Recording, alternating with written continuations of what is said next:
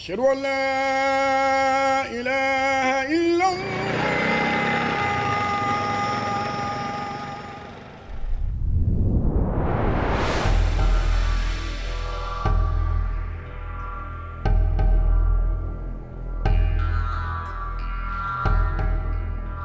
Bye mummy, bye पापा।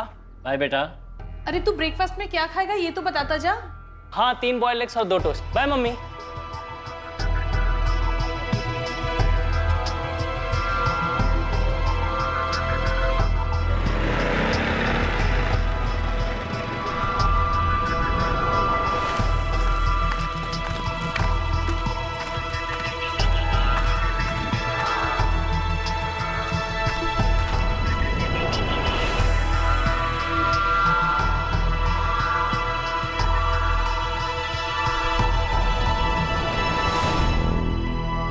अक्सर लोग टिप्पणी करते हैं, मीम्स बनाते हैं कि अगर आप किसी पर भरोसा करते हैं तो क्राइम पेट्रोल का एक एपिसोड देख लीजिए, आपका सारा भरोसा गायब हो जाएगा। पर जिंदगी कोई मीम नहीं है जिसका मजाक बनाया जा सके, क्योंकि सच अक्सर कल्पना से ज्यादा भयानक होता है। और सच ये था कि 22 अगस्त 2019 की सुबह रोज की तरह ऋतिक गुप्ता जॉगिंग के लिए निकला तो था, पर कभी लौट कर नहीं आया।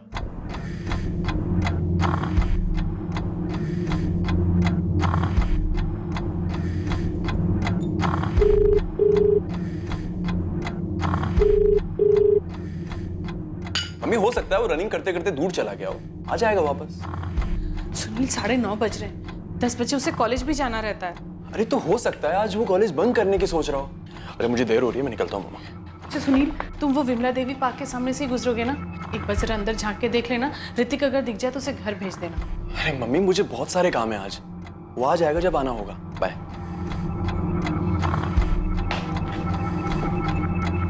मेम साहब, अंडे छील दूं?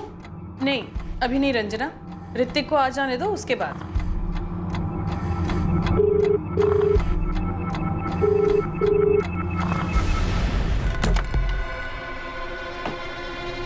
अरे भैया सुनो, मेरा बेटा ऋतिक रोज सुबह यहाँ जॉगिंग के लिए आता है। आज भी घर से निकला था लेकिन वापस नहीं पहुंचा। जरा देखिए अंदर तो नहीं है। सुबह? अभी तो दोपहर के 2:30 बजे हैं और पार्क बंद होने का समय सुबह 11 बजे का ही है, तो अंदर कैसे होगा? ये मेरे भाई ऋतिक की फोटो है, आपने से बाहर निकलते हुए देखा था? अब यहाँ इतने लोग आते जाते हैं, कितनों की शक्ल याद है? अरे लेकिन एक बार देख तो लीजिए, या फिर हमें देखने दीजिए। देखिए पार्क 4 बजे खुलता है, आप लोग तब आकर देखिए। आंटी, हमने पूरा कॉलेज चेक कर लिया पर ऋतिक यहाँ कहीं भी नहीं है, और वैसे भी जॉगिंग वाले कपड़ों में तो कॉलेज नहीं आएगा। धीरज बेटा, ऋतिक ने तुम्हें या अजय को कुछ बताया था कि वो जॉगिंग के बाद कहीं और जाने वाला है, या उसका कोई प्लान है? नहीं आंटी, ऐसा तो कुछ नहीं बोला था ऋतिक ने, और मैं खुद उसको कब से फोन ट्राई कर रहा हूँ, रिंग हो रहा है पर वो उठा नहीं रहा। सुबह से मैं भी उसका फोन ट्राई कर रही हूँ, वो मेरा फोन भी नहीं उठा रहा है। और सुनील और उसके पापा, वो तो विमला देवी पार्क में भी देखा है, वो वहाँ भी नहीं है।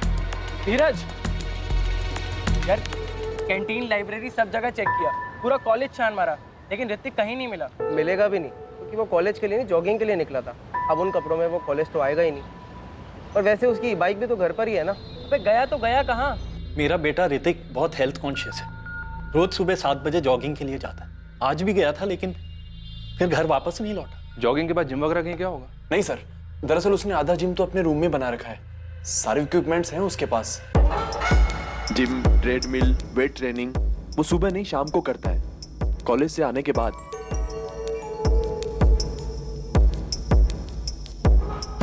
आप लोग हमें ऋतिक गुप्ता की फोटो दे दीजिए, और जैसा कि आपने कहा कि ऋतिक बालिग है, 22 साल का है, तो तहकीकात 24 घंटे के बाद ही शुरू हो सकती है। हाँ वो बालिग है मिस्टर चौधरी, लेकिन वो सुबह से घर वापस नहीं आया। और सर इससे पहले ऐसा कभी नहीं हुआ। ठीक है, हम उसकी फोटो आसपास के हॉस्पिटल्स में भेज देंगे, पता करेंगे उसका कोई एक्सीडेंट वगैरह तो नहीं हुआ है, क्योंकि उसका फोन अभी तक चालू है। मिस्टर चौधरी, अगर एक्सीडेंट हुआ होता तो किसी ने तो फोन उठाया होता। डॉक्टर गुप्ता, मैं आपकी बात से सहमत हूँ, लेकिन हमें अपनी तहकीकात कहीं ना कहीं से तो शुरू करनी होगी ना। देखिए, ऋतिक का फोन ऑन है, इसलिए हम इस केस को डायरेक्टली मिसिंग केस के साथ नहीं जोड़ सकते। फिरौती का कोई कॉल वगैरह? नहीं, अभी तक तो नहीं।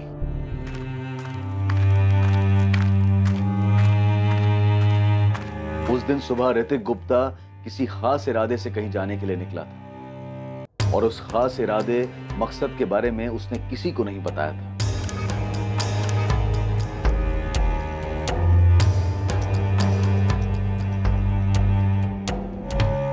वहीं दूसरी तरफ 22 साल की तनास कुरैशी हर रोज की तरह कॉलेज के लिए तैयार होकर घर से निकली थी, लेकिन बीच रास्ते में कहीं वो अपना रूप बदलकर एक नया रूप धारण कर लेती। वो रूप जो उसे पसंद था, एक ऐसा रूप जिसकी उसने महत्वाकांक्षा की थी, एक ऐसी जिंदगी जो वो जीना चाहती थी। गुरुग्राम, नोएडा, गाजियाबाद के हॉस्पिटल्स में भी पता करो, हो सकता है ऋतिक उस तरफ गया हो। सर, ऋतिक गुप्ता के फोन की लोकेशन ट्रैक हो गई है। फोन अभी भी ऑन है और साकेत एरिया में एक्टिव है। मैं अपनी टीम के साथ निकल रही हूँ। ठीक है, नहीं पता करो, देखो कहीं ये लड़का हमारे साथ आंख मिचुली का खेल तो नहीं खेल रहा है। अजय, धीरज, तुम तीनों बेस्ट फ्रेंड्स हो। तुम दोनों का बेस्ट फ्रेंड ऋतिक सुबह सुबह कहीं जाने का प्लान बनाता है और तुम दोनों को कोई आइडिया ही नहीं। सर, उसने ऐसा कोई प्रोग्राम बनाया ही नहीं होगा। और सर अगर बनाया भी होगा तो उसने हमें नहीं बताया। वैसे भी सर ऋतिक बिल्कुल भी वैसा नहीं है कि वो कुछ इस तरीके की हरकत करे और अपने पेरेंट्स को बिना बताए कहीं छुप कर बैठ जाए। इंस्पेक्टर साहब, मेरे बेटे का कुछ पता चला? डॉक्टर गुप्ता, हमारे 3 कांस्टेबल्स ने विमला देवी पार्क के सिक्योरिटी गार्ड्स के साथ बात की। ये कंफर्म हो गया है कि आपका बेटा ऋतिक रोज सुबह वहां जॉगिंग के लिए जाता था। डॉक्टर गुप्ता, विमला देवी पार्क में 2 सिक्योरिटी गार्ड हैं। एक जिसकी ड्यूटी सुबह 8 बजे से लेकर रात के 8 बजे तक होती है, जिसके साथ आपकी बातें, और दूसरा जिसकी ड्यूटी रात के 8 बजे से लेकर सुबह के 8 बजे तक होती है। वो पहचानता है आपके बेटे ऋतिक, और उसका कहना है कि 22 अगस्त को आपका बेटा ऋतिक वहां जॉगिंग के लिए आया ही नहीं था। हाँ साहब, ये लड़का रोज सुबह यहाँ आता है। कल भी आया था? नहीं साहब, कल नहीं आया था। कल शाम मुझे अशरफ ने बताया कि इसके भाई और पापा इसे यहाँ ढूंढने आए। ऋतिक का किसी के साथ कोई लड़ाई झगड़ा हुआ हो, किसी ने उसके साथ जोर जबरदस्ती की हो, ऐसी भी कोई रिपोर्ट फाइल नहीं हुई। और सर पूरा एक दिन निकल गया और ऋतिक अभी तक घर वापस नहीं आया। सर उसका फोन अभी तक ऑन है। हमने काफी देर तक ट्राई की लेकिन वो फोन नहीं उठा रहा। ऋतिक की कोई लड़की दोस्त या कोई गर्लफ्रेंड? सर होती तो हमें 100% पता होता। वो कुछ छुपाता नहीं हमसे। हाँ सर, मैक्सिमम टाइम हम लोग साथ में ही रहते हैं। कॉलेज में भी और इवन कॉलेज के बाद भी हम लोग साथ में ही घूमते हैं। सर, कहीं ऋतिक किडनैप तो नहीं हुआ है? शायद ऋतिक किडनैप हुआ हो। आपको किसी पर शक है जो ऐसा कर सकता है? आप एक डॉक्टर हैं, जाहिर सी बात है अच्छी खासी इनकम होगी आपकी, शायद इस पर किसी की नजर हो। पर सर मुझे ऐसा कोई याद नहीं आ रहा जो ऐसा कुछ कर सके। ऋतिक की मां अपने बेटे के लिए काफी परेशान थी और लगातार उसके फोन पर कॉल कर रही थी। दूसरी ओर फोन पर लगातार रिंग जा रही थी पर कोई जवाब नहीं दे रहा था। क्या लोकेशन दिखा रहा है अभी? और वहीं दूसरी तरफ ऋतिक के फोन की लोकेशन लगातार बदल रही थी। उसके फोन की लोकेशन दिल्ली के अलग अलग इलाकों पर दिखाई दे रही थी। क्या लोकेशन फिर चेंज हुई है क्या? कभी उसके फोन की लोकेशन चांदनी चौक दिखाई देती तो कभी इंडिया गेट।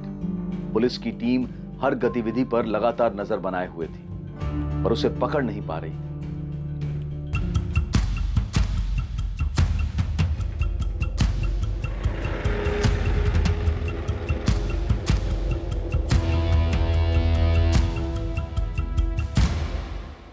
सर हमारे पास जितने भी नंबर्स हैं हम आपको दे चुके हैं। हम उन नंबर्स को टैप कर रहे हैं। पर इंस्पेक्टर, अगर ऋतिक को किसी ने किडनैप किया है तो अभी तक कोई फोन आया क्यों नहीं? निशा जी, इस बात को लेकर हम भी हैरान हैं कि अभी तक कॉल आया क्यों नहीं है। हमने हमारे 3 कांस्टेबल सिविल ड्रेस में आपके घर के बाहर तैनात कर दिए हैं, वो नजर रख रहे हैं। डॉक्टर गुप्ता, मैं फिर एक बार आपसे पूछ रहा हूँ, आपकी किसी के साथ कोई दुश्मनी है, कोई झगड़ा हुआ हो किसी के साथ? नहीं इंस्पेक्टर साहब, ऐसा कोई भी नहीं है। सर अभी ऋतिक के फोन की लोकेशन क्या है? फोन ऑफ है अभी, लेकिन हैरानी की बात यह है कि पूरा दिन दिल्ली के अलग अलग एरिया में फोन ऑन रहता है और रात को किसी एक लोकेशन पे जाके फोन ऑफ हो जाता है। इंस्पेक्टर साहब, मुझे मेरा बेटा वापस चाहिए, बिल्कुल सही सलामत। उसके लिए मैं किसी को कुछ भी देने को तैयार हूं। डॉक्टर गुप्ता, पहले कोई मांगे तो सही। वैसे कौन हो सकता है ये मांगने वाला?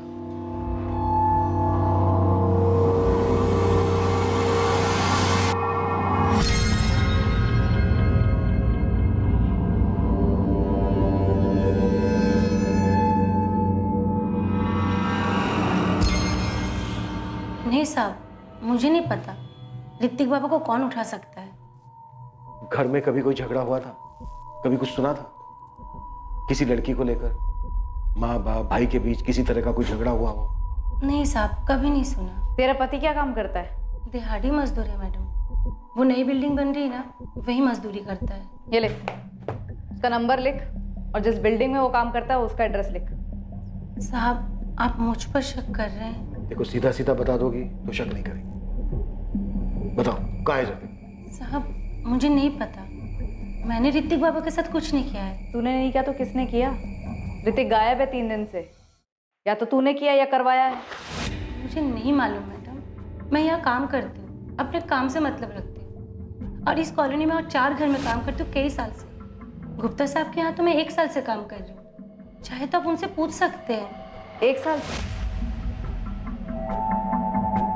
तुझसे पहले वहां कौन काम करता था? निशा, क्या कोई ऐसी वजह थी कि ऋतिक इस घर को हम लोगों को छोड़कर चला जाए? क्यों जाएगा वो? और अगर ऐसी कोई बात होती तो वो हमें बताता ना। पापा, मैंने ऋतिक का अकाउंट चेक किया है, उसने अकाउंट से अभी तक एक बार भी पैसे नहीं निकाले। जॉगिंग पे जाते हुए वो अपना वॉलेट कभी साथ में लेके नहीं जाता। वॉलेट भी घर पे है तो चला कहाँ गया ये लड़का? Uncle, aunty.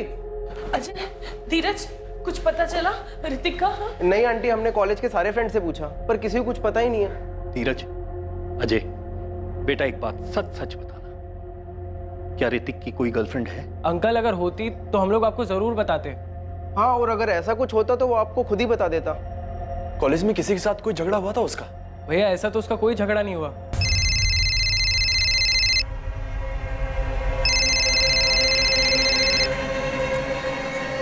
Hello doctor Gupta, हमने आपकी कामवारी भाई रंजना से पूछताछ की। रंजना? रंजना ने कुछ किया है क्या? अभी कुछ कह नहीं सकते हैं। अच्छा, क्या आप हमें बता सकते हैं कि रंजना और उसके पति के पास ऐसा करने का कोई कारण हो सकता है? पता नहीं। और तबस्सुम कुरैशी? तबस्सुम? लेकिन तबस्सुम तो 1 साल पहले ही हमारे घर का काम छोड़ के जा चुकी है। डॉक्टर गुप्ता, हम हर एंगल टटोल रहे हैं। ये जो कोई भी है आपका करीबी है, आपको आपकी फैमिली को अच्छे से जानता है। निशा, तुम्हारा तबस्सुम से कभी कोई झगड़ा हुआ था क्या? नहीं तो तबस्सुम ने तो हमारे यहाँ 4 साल काम किया और काम छोड़े भी उसको 1 साल हो गया। और याद है, उसकी तबीयत खराब रहने लगी थी और उसकी बेटी तनाज वो कमाने लगी थी। तनाज के कहने पर ही उसने काम करना छोड़ा था। क्यों, क्या हो गया? पुलिस क्या पूछ रही थी? तबस्सुम ने कुछ किया क्या? जी, मैं ही हूँ तबस्सुम कुरैशी। आप 1 साल पहले आरके नगर वाले डॉक्टर गुप्ता के यहाँ काम करती थी? जी, मैंने उनके यहाँ करीब 4 साल काम किया है। पर आप ये क्यों पूछ रही हैं? काम क्यों छोड़ा? आपसे मतलब? सीधे सवाल का जवाब दो, काम क्यों छोड़ा? उम्र और लगातार काम करने की वजह से मेरी सेहत खराब रहने लगी थी। फिर मेरी बेटी ने काम करना शुरू कर दिया, तो पैसे की किल्लत भी कम हो गई थी और वो चाहती थी कि मैं काम छोड़ दूं और अपनी सेहत का ख्याल रखूं। तो उसके कहने पर मैंने काम छोड़ दिया। कोई और बात तो नहीं? हमारी कोई बात बुरी लग गई? पैसे कम पड़ रहे तो बोलो, मैं तनख्वाह बढ़ा। अरे नहीं नहीं मेम साहब, आप लोग तो बहुत अच्छे हैं, हमेशा अच्छा सलूक किया है मेरे साथ, ऐसा मत कहिए। फिर मैंने काम छोड़ दिया, तब से घर पर ही हूँ। मेरे शौहर गैराज में मैकेनिक का काम करते हैं और मेरी बेटी रिसेप्शनिस्ट का काम करती है। अब आप बताएंगी कि आप ये सब क्यों पूछ रही हैं? डॉक्टर गुप्ता का बेटा ऋतिक 3 दिन से लापता है। क्या? या अल्लाह, ऋतिक बाबा कहाँ गए? ऋतिक के लापता होने की वजह के बारे में किसी को कुछ नहीं पता था, पर गुप्ता परिवार और तबस्सुम कुरैशी परिवार के बीच एक तार जुड़ी थी और यह बात ऋतिक से जुड़ी थी जो कभी किसी के सामने नहीं आई थी। तबस्सुम कुरैशी और गुप्ता परिवार भी इस बात से अनजान थे, लेकिन अब यह बात सामने आने वाली थी। धीरज, अजय, देखो तुम्हें जो कुछ भी पता है मुझे बता दो, झूठ मत बोलना। तुम्हारी शक्लों पे साफ दिख रहा है कि तुम कुछ जानते हो। धीरज, मैं तुमसे पूछ रहा हूँ, क्या बात है? अजय बोल, क्या बात है? क्या छिपा रहे हो? सर, ये ऋतिक गुप्ता या तो किडनैप हुआ है या किसी के जाल में फंस गया या फिर ये सारा कुछ ऋतिक का किया था। कॉल रिकॉर्ड से मिला कुछ? एक नंबर मिला है, 444920 और ये नंबर फर्जी है? पूरी तरह से फर्जी है। फरीदाबाद का एड्रेस है, किसी राजू वर्मा के नाम पे रेस्टोरेंट, टिबेट से मैं सर। और इस नंबर से ऋतिक के फोन पर पिछले 2 हफ्तों में, मतलब 8 अगस्त से लेकर 22 अगस्त तक की बात हुई है। और इस नंबर से ऋतिक के फोन पर लास्ट कॉल 22 अगस्त की सुबह 7:45 पर आया था। अरे कहाँ हो तुम? मैं पहुंच गया। ये जो फर्जी नंबर है राजू वर्मा के नाम पर, इसकी मोबाइल लोकेशन क्या है? सारे कॉल्स आरके नगर लोकेलिटी से किए गए। आरके नगर? यहीं तो डॉक्टर गुप्ता भी रहते हैं। जी हाँ सर। कहीं ये घर का मामला तो नहीं है? आई मीन घर के अंदर का।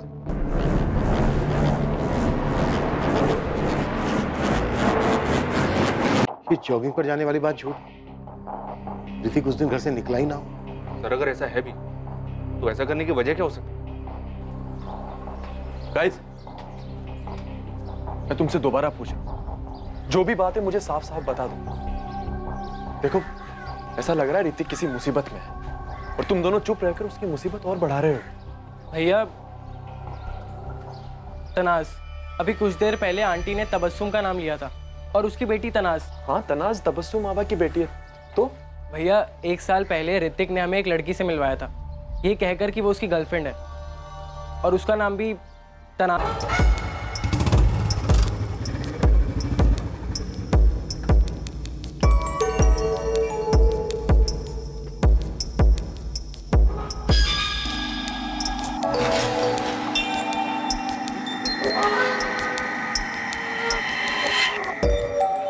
गाइस, इतना आंखें फाड़ फाड़ के क्या देख रहे हो तुम दोनों? हाँ, मीट माय गर्लफ्रेंड तनाज। हाय। तनाज तबस्सुम आपा की बेटी, हमारे घर में काम करने वाली की बेटी। पता नहीं भैया वो ही लड़की है या नहीं, पर जब हमने तनाज का नाम सुना तो हमें ये बात याद आई। धीरज और अजय ने ये पुलिस को बताया? शायद अभी तक नहीं बताया, लेकिन बताएंगे जरूर।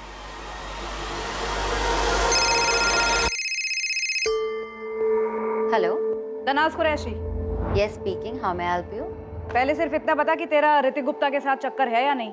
क्यों, आप उनकी बीवी बोल रही हैं? आरके पुलिस स्टेशन से एएसआई नेहा बोल रही हूँ। तो पहले इंट्रोडक्शन देने में क्या प्रॉब्लम थी? ज्यादा स्मार्ट मत बन। तुझे मालूम है ऋतिक गुप्ता गायब है 4 दिन से? नहीं तो कैसे गायब हो गया? कहाँ चला गया? सुन, तूने सुनील भैया की शक्ल देखी थी जब हमने तनाज का नाम लिया था? हाँ यार, मुझे तो लगता है उन्हें पहले से ही पता था और वो तनाज यही वाली तनाज है। और यार मुझे एक बात समझ नहीं आई कि ऋतिक ने कभी बताया नहीं कि उसकी गर्लफ्रेंड काम वाली की बेटी है। अब आगे एक अजीबोगरीब प्रेम कहानी, लव अफेयर सबके सामने आने वाला था और ऋतिक के गायब होने की जड़ इसी प्रेम कहानी में मिलने वाली थी। ऋतिक गायब हुआ है, मुझे तो अभी आपसे पता चला है। अच्छा, वैसे सवाल हमारा ये था कि तुम्हारे और ऋतिक के बीच चल क्या रहा था? और झूठ बोलने की कोई जरूरत नहीं है। अजय और धीरज ने तुम्हारा नाम लिया है, तुम्हारा फोटो भी पहचाना है, ये भी बताया कि ऋतिक ने तुम्हें अपनी गर्लफ्रेंड कहकर उनसे इंट्रोड्यूस कराया था। तो इसमें झूठ क्यों बोलूंगी? बिल्कुल सच कहा उन्होंने। कैसे फंसाया तुमने ऋतिक को? Mind your language inspector. Just because मैं एक काम वाली की बेटी हूँ, लोअर क्लास से, उसका ये मतलब नहीं आप मेरे लिए फास्टर टाइप वर्ड्स यूज करेंगे। और अगर आप ही के लैंग्वेज में जवाब दूं तो मैंने उसे नहीं फंसाया था। तुम्हारा ऋतिक के साथ अफेयर कैसे शुरू हुआ? तुम उसकी गर्लफ्रेंड कैसे बनी? ये लंबे सही है? मैंने कोई जालवाल नहीं बिछाया था। अम्मी की तबीयत खराब थी तो मुझे उनके घर ले गई थी काम के लिए। ये 2 साल पहले की बात है। नमस्ते मेम साहब। मेम साहब, वो मेरी तबीयत ज़रा ख़राब है तो 2-3 दिन तक नहीं आ पाऊंगी। क्या हुआ तबस्सुम? डॉक्टर को दिखाया तुमने? बस जा ही रही हूँ। ये मेरी बेटी है तनाज, 2-3 दिन तक यही काम संभाल लेगी मैम साहब। वो सब ठीक है, तुम जाओ पहले साहब के क्लिनिक से दवाई ले लो। बस अभी जा ही रही हूँ दवाई लेने। ठीक है, अपना ध्यान रखना। आओ बेटा तनाज।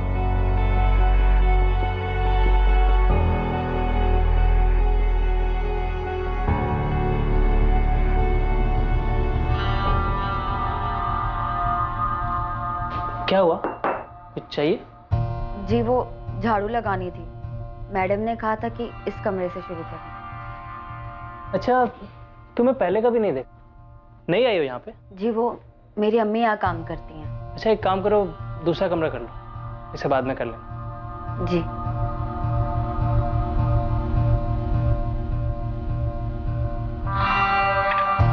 सुनो, तुम्हारा नाम क्या है? तनाज। अच्छा तनाज, एक काम करो, 2 टोस्ट पी ले आओ। जी।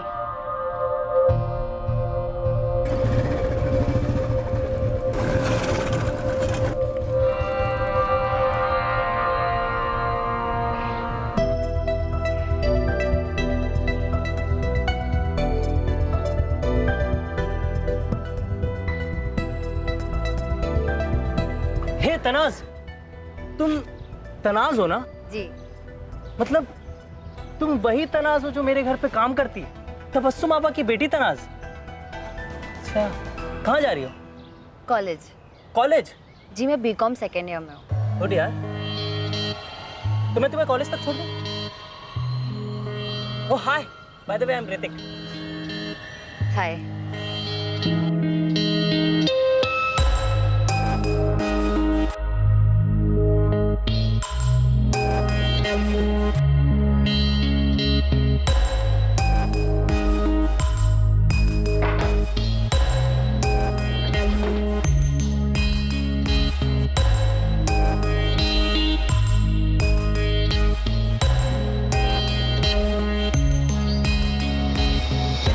लव स्टोरी और अफेयर जो भी था वो दोनों तरफा था।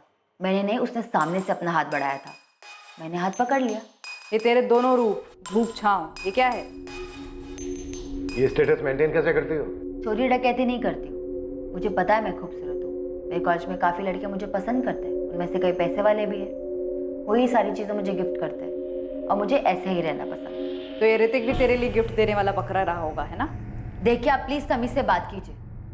ऋतिक मुझसे प्यार करता था, मैंने ऋतिक को कभी बकरा नहीं माना था। हम एक रिलेशनशिप में थे, काफ़ी बार फिजिकल भी हुए, बहुत अच्छा टाइम स्पेंड किया हमने साथ में, लेकिन मैंने अपना रोना उसके सामने कभी नहीं रोया। 6 महीने पहले हमें ये समझ आ गया कि हमारे रिलेशनशिप का कोई फ्यूचर नहीं है। वो एक अमीर घर का लड़का और मैं एक गरीब घर की लड़की। इसकी अपनी खुद की जिम्मेदारियाँ है, अम्मी अब्बू का सहारा बना, उनकी ज़िंदगी बनानी है। और मेरा ऋतिक के गायब होने से कोई वास्ता नहीं है। 6 महीने पहले हम अलग हो चुके हैं, कोई कॉन्टैक्ट नहीं। क्या मैं जा सकती हूँ? हाँ जा सकते हो, लेकिन सिर्फ यहाँ से, शहर छोड़कर नहीं। ऐसा तो मेरा खुद का कोई इरादा नहीं है, पर मैं दुआ करूंगी कि ऋतिक आप लोगों को जल्दी मिल जाए। लड़की बहुत तेज है, काफी स्मार्ट है सर, बहुत पहुंची हुई चीज लगती है। लेकिन इसने कुछ छुपाया नहीं, एक बार भी नहीं कहा कि ऐसा कुछ नहीं था, लव अफेयर या जो भी कुछ था साफ साफ बता दिया सब कुछ। छुपाने का कोई फायदा नहीं था ना सर, उसे पता चल चुका था कि अजय और धीरज हमें सब कुछ बता चुके हैं। क्या लगता है तुम्हें, ये ऋतिक को गायब कर सकती है? सर, सुबह नगर पुलिस मेहरौली को अभी 1 घंटे पहले जंगल के पास ही लाश मिली है। उनके पास ऋतिक की फोटो थी जो हमने उन्हें भेजी थी। दिल्ली में मेहरौली इलाके की सोमन नगर पुलिस को 1 घंटे पहले जंगल के पास एक बोरी मिली। बोरी का मुंह जैसे ही खोला गया, उसमें से एक लाश बाहर। पापा, किसका फोन था पापा? पुलिस का? क्या कहा उन्होंने? ऋतिक की खबर मिली कुछ? पुलिस को ऋतिक की बॉडी मिली।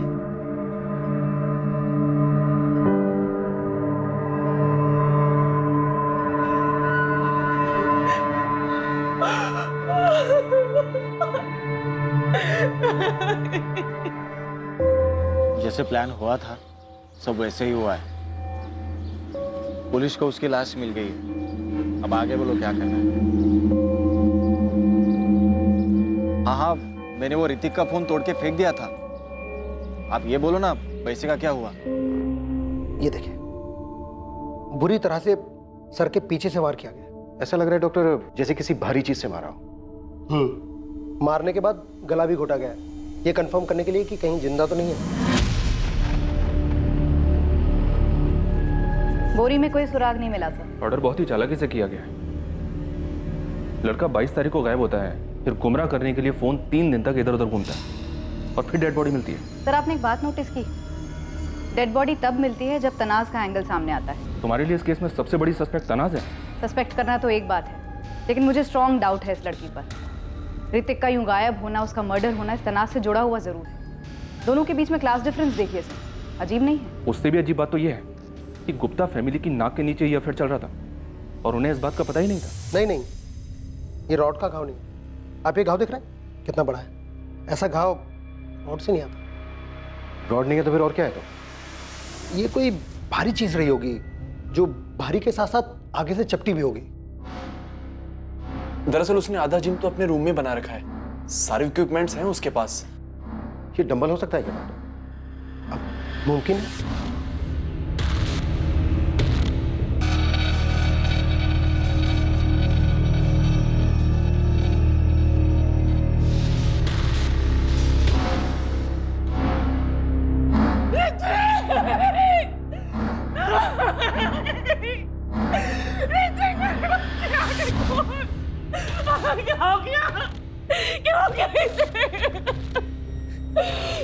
हमें जहां तलाश करना चाहिए था वहां हमने ढूंढा ही नहीं।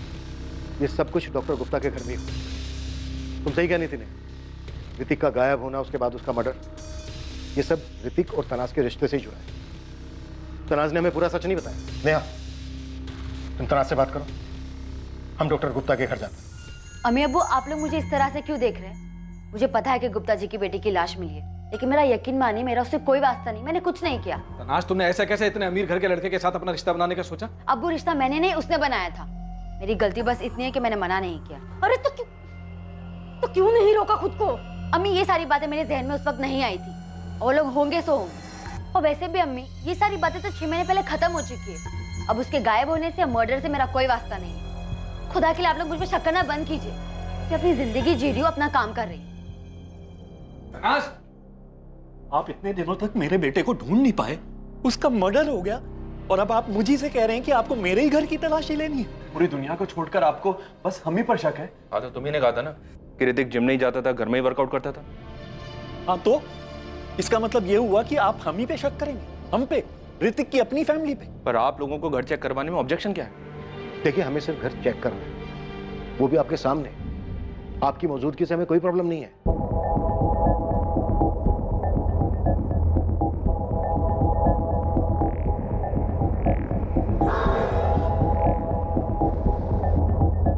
ऋतिक के सिर के पीछे जो घाव मिला है पोस्टमार्टम रिपोर्ट में, पुलिस का मानना है कि वो डंबल से मारा गया।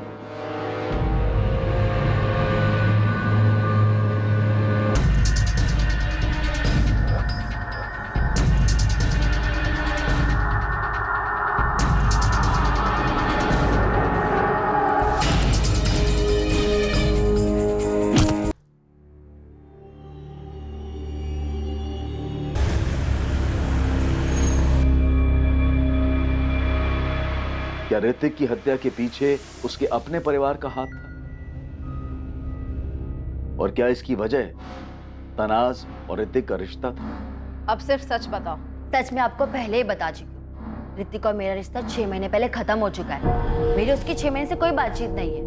अब अगर मेरे ब्रेक ऑफ के बाद वो मुझे लेके सीरियस हो गया था और अपने पेरेंट्स से अड़ गया था कि वो क्लास डिफरेंस में नहीं मानता, तो मुझे इस बात की कोई जानकारी नहीं है। लेकिन मुझे ये बात समझ में ही नहीं आ रही कि जब उसके और मेरे बीच सब खत्म हो चुका था, तो अपने पेरेंट्स को क्यों बताएगा, और उसके पेरेंट्स गुस्से में ऐसा कोई कदम क्यों उठाएंगे? तो तुम्हारा कहना है उसकी फैमिली ने उसे नहीं मारा? मैं बस ये कहना चाहती हूँ, मुझे नहीं पता उसे किसने मारा और क्यों मारा। मेरा उसका एक रिश्ता था जिस रिश्ते की आप पूरी तरीके से बैंड बजा चुके हो। मुझे समझ नहीं आता, कभी कभी लगता है कि मैं खुद एक्सेप्ट कर लूं कि हाँ मैंने उसे मारा था। परेशान कर दिया आप लोग ने मुझे। एक लड़के का मर्डर हुआ है, यहाँ कोई मजाक नहीं चल रहा है। मजाक ना आप लोग कर रहे हैं। 4 दिन से वो गायब था, तब तो आप उसे ढूंढ नहीं पाए, और अभी सब नाटक करे कि उसे किसने मारा और क्यों मारा। मैं नहीं जानती उसे किसने मारा।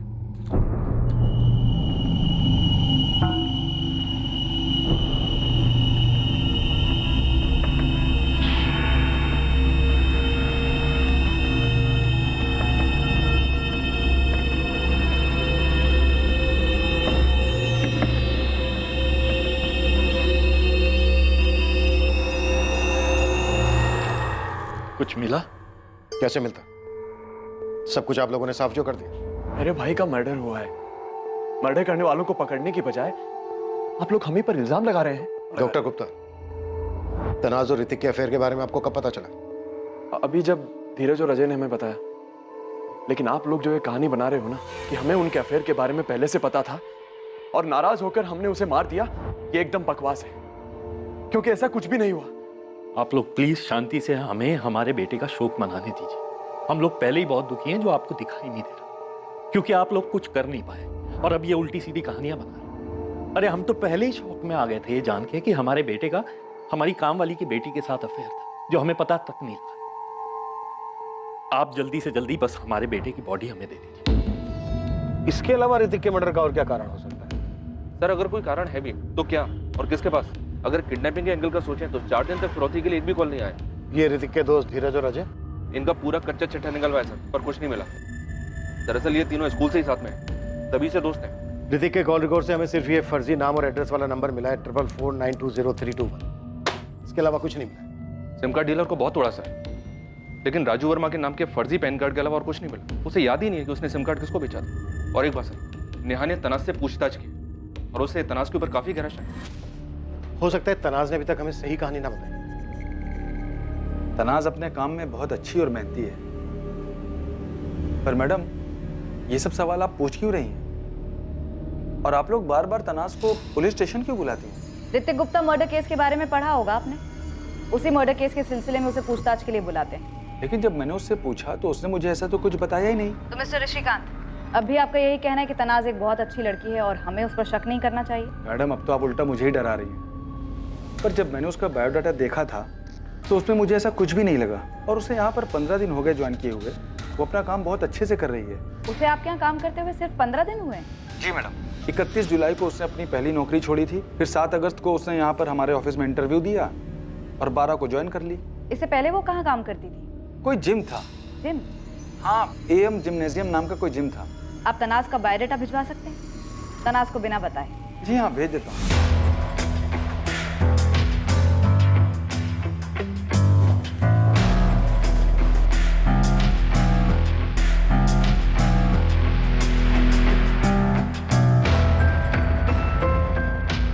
गिरधरलाल चौहान ही बोल रहा हूँ। ये नीलम कॉम्प्लेक्स में शॉप नंबर 24 जो है, इसके आप ओनर हैं या ब्रोकर? हो जी, वो मेरी दुकान है, मालिक हूँ उसका। आपको दुकान किराए पर चाहिए क्या? असलम मोइनुद्दीन चला रहा था इस जिम को। वही घर आकर चाबी दे गया और कह रहा था कि रेंट बहुत भारी पड़ रहा है, अब और नुकसान नहीं झेल पाएगा। हमें असलम मोइनुद्दीन का नंबर दो और हाँ, जिम की चाबी भी। हमें जिम चेक करना है। सर, नंबर तो मैं आपको दे दूंगा, लेकिन जिम तो खाली पड़ा है। आप वहाँ क्या देखेंगे? ये ऋतिक गुप्ता है, उस जिम में आता था। ये तो वही लड़का है जिसकी कल अखबार में फोटो छपी थी। और ये इस लड़की से मिलने आता था जिम में। ये तो जिम की रिसेप्शनिस्ट है सर, मगर मैं इस लड़के को नहीं जानता सर। मैं तो वहाँ सिर्फ किराया लेने जाता था। बाकी ये लड़का अगर जिम में आता भी है तो मुझे इसके बारे में कोई जानकारी नहीं है। जी, मैं असलम ही बोल रहा हूँ। AM जिम मेरा ही था, मैं ही चलाता था। असलम, RK नगर पुलिस स्टेशन आ जाओ, कुछ बात करनी है। जी, जान सकता हूँ किस सिलसिले में? अरे घबराओ मत, आ जाओ, बात करनी है। ओके?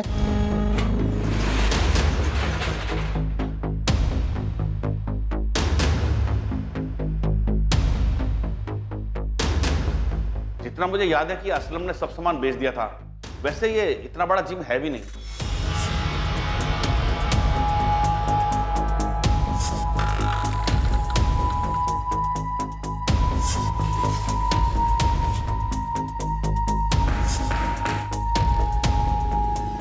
सर, मैडम, आप ये तो बताओ कि आप ढूंढ क्या रहे हो?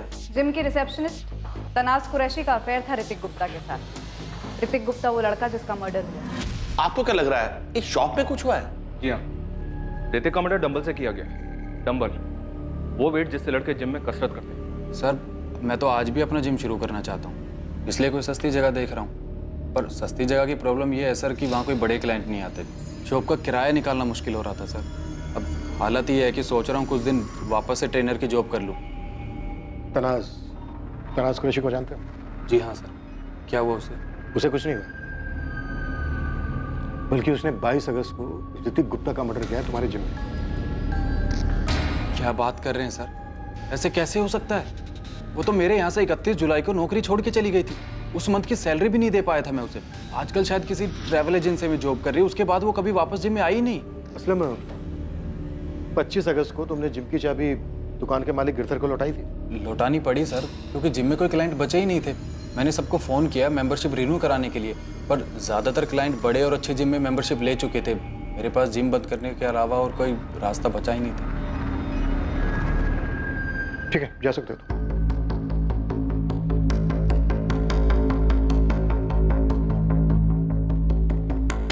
सर, जिम पूरा खाली कर दिया है और यहाँ ऐसा कुछ मिला भी नहीं जिससे अंदेशा हो कि यहाँ कोई मर्डर हुआ है। पर डेफिनेटली यहाँ कुछ हुआ है। सही कह रहे हो तुम, कुछ तो जरूर हुआ है वहां पर। ये तनाज अब भी सच नहीं बोल रही है। तनाज और ऋतिक का ब्रेकअप दोनों की मर्जी से नहीं हुआ और आई एम श्योर ये जिम वाला असलम भी कुछ छुपा रहा है। पुलिस असलम पर भी नजर रखे हुए थी ताकि उसके और तनाज के बीच कोई कड़ी मिल सके जिसकी वजह से वो ऋतिक की हत्या करने में शामिल था। पुलिस का मानना था कि ऋतिक की हत्या की वजह तनाज कुरैशी ही थी, लेकिन इस बात को साबित करने के लिए उनके पास कोई ठोस सबूत या संदिग्ध नहीं थे। क्या सच में ऋतिक की मौत के पीछे तनाज का ही हाथ था या फिर इस सब का जिम्मेदार उसका अपना परिवार था? पुलिस को अभी तक कोई बड़ी लीड नहीं मिली थी और सबसे बड़ा सवाल यह था कि ऋतिक का फोन किसके पास था जो उसे पूरे शहर में लेकर घूम रहा था, और वो फोन नंबर किसका था जिससे उसको आखिरी कॉल आया था।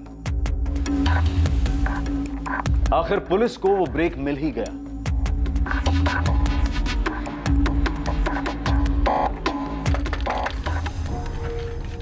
जी कहिए। इकबाल शेख? हाँ मैं ही हूँ। पुलिस, चलो कुछ बात करनी है तुमसे। बात करनी है? लेकिन मुझसे क्या बात करनी है? अरे चल, डर क्यों रहा है, आजा। अरे आप हो कौन और मुझे कहाँ ले जा रहे हो? अभी बताया ना, पुलिस। हाँ पर आपको मुझसे क्या बात करनी है? तू डर क्यों रहा है? कोई मर्डर किया तूने? चल डर मत, आने चल के बात करते हैं। साहब क्या बात करनी थी?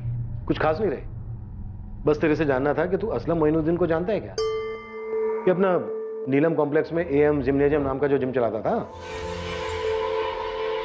पूरी कुंडली बनाई है हमने तेरी। ये देख, 22 अगस्त को दिल्ली में तू कहां कहां गया, क्या क्या देखा, कौन सा पब्लिक टॉयलेट इस्तेमाल किया, सब कुछ।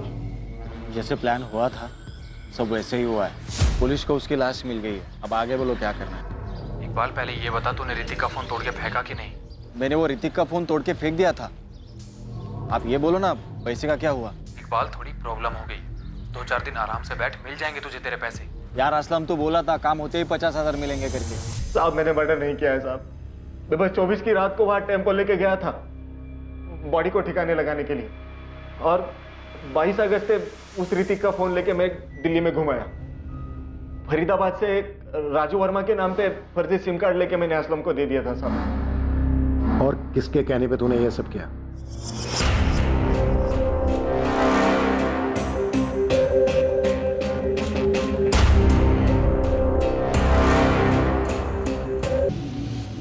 बहुत ही बारीकी से जांच करने के बाद पुलिस की इन्वेस्टिगेटिंग टीम इकबाल शेख तक पहुंच गई। असलम के कॉल रिकॉर्ड से उन्हें इकबाल का नंबर मिला था जब इकबाल ने 25 अगस्त को असलम को उसके मोबाइल पर फोन किया था। सिर्फ 25 अगस्त ही नहीं, उसके बाद भी इकबाल और असलम में पैसों को लेकर बात होती रही थी। और अब असलम मोइनुद्दीन इस पूरी प्लानिंग का खुलासा करने वाला था और बेहद चौंका देने वाला सच सामने आने वाला था।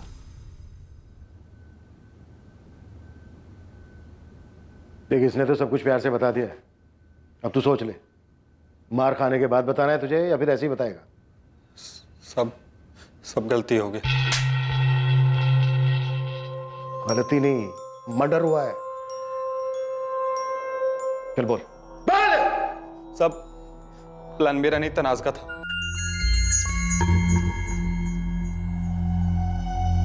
मैं तुझे पहले दिन देखते ही समझ गई थी कि तू बहुत पहुंची हुई चीज है। सही पहचाना था आपने। क्यों मारा ऋतिक को? इसलिए कि उसने चाय में से मक्खी की तरह निकाल कर फेंक दिया तुझे? मेरी जूती भी ना फेंक सके कोई। मैंने उसे छोड़ा था, उसने मुझे नहीं। उसकी तो हालत खराब हो गई थी जब मैंने कहा था कि ब्रेकअप कर देते। मैं और असलम साथ में काम करते थे, मुझे असलम पसंद आ गया था। तो फिर मारा क्यों ऋतिक को? इकबाल ने सब बता दिया हमें, कैसे इसने सिम कार्ड लाकर दिया था तुम लोगों को। नए नंबर से फंसाया था ना? क्यों? कैसे हो आप? कौन? क्या ऋतिक, तनाज इतनी भी आसानी से भूलने वाली चीज नहीं है। हे तनाज, कैसी है तू? एकदम मस्त, मजे में। तूने नंबर चेंज किया क्या? तेरा नाम नहीं है फोन में? हाँ, ये सब छोड़ना, ये बता हम कब मिल रहे?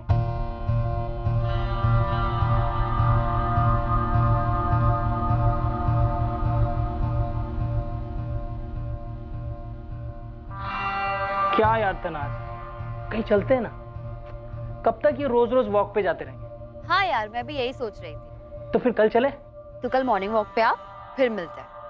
वैसे जिम चले जाएंगे, मेरे काम का लास्ट दिन है, और वैसे भी जिम भी खाली होगा, कोई नहीं होगा वहाँ, तो इसी बहाने हमारे भी काम में आ जाएगा। पक्का ना? पक्का। कम हो गया, कल आ रहा है। अरे खाओ तुम, मैं पहुंच गया। क्या बात है, इतनी बेचैनी?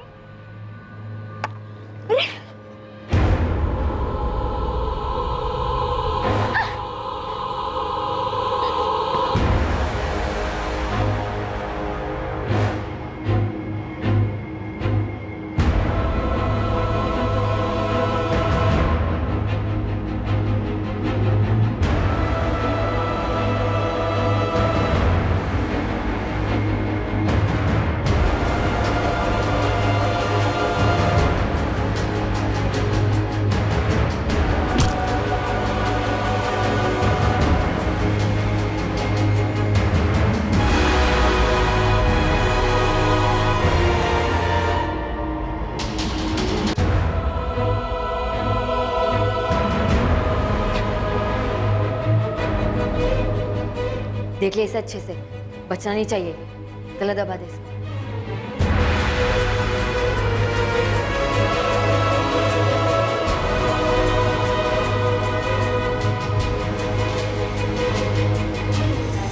और फिर 24 तारीख को असलम ने इकबाल से टेम्पो मंगवाई और बॉडी को फिकवा दिया।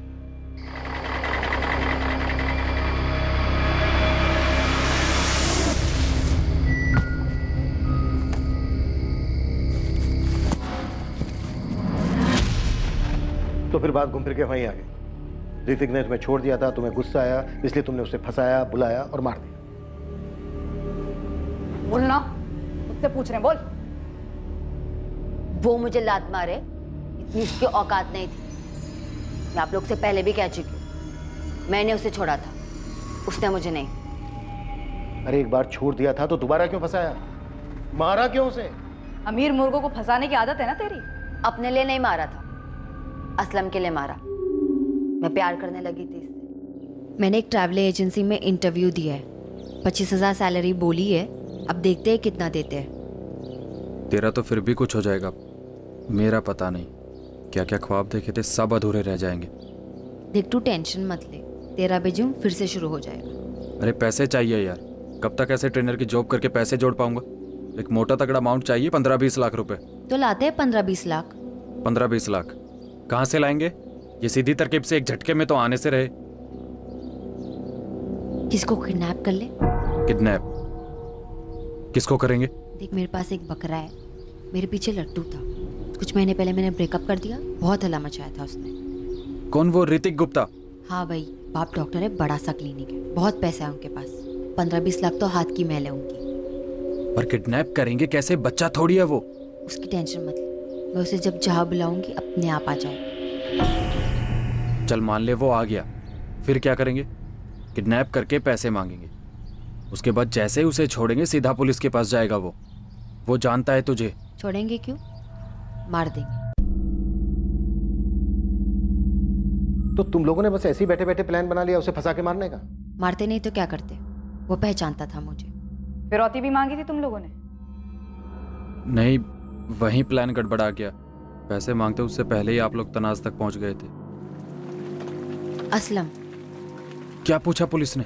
उनके कुछ पूछने से पहले ही मैंने अफेयर और ब्रेकअप वाली बात बता दी। यार तनाज, ये पुलिस पहले ही तुम तक पहुंच गई। असलम, अब हम फिरौती नहीं मांग सकते, उन्हें मुझ पर पहले से ही शक। ये तो बेमतलब लेने के देने पड़ गए ना। ये सब ना उस ऋतिक के बेवकूफ दोस्त अजय और धीरज की वजह से हुआ है। गलत टाइम पर पहुंच गए और मेरा नाम सुनते ही सब बक दिए, वरना ऋतिक की फैमिली को हमारे बारे में कुछ पता कहा था। तो तुम लोगों ने पैसों के लिए यूं ही बैठे बैठे ख्याली पुलाव पकाया, ऋतिक को फंसाया, बुलाया और मार दिया। तनाज के माँ बाप को सच जानकर गहरा सदमा लगा था कि जिस बेटी को पैरों पर खड़ा करने के लिए उन्होंने सारी जिंदगी मेहनत की थी, वो क्रिमिनल बन चुकी थी। उसी घर के बेटे का खून करके, जहां उसकी मां ने 4 साल मेहनत करके उसके लिए अच्छी जिंदगी कमानी चाहिए।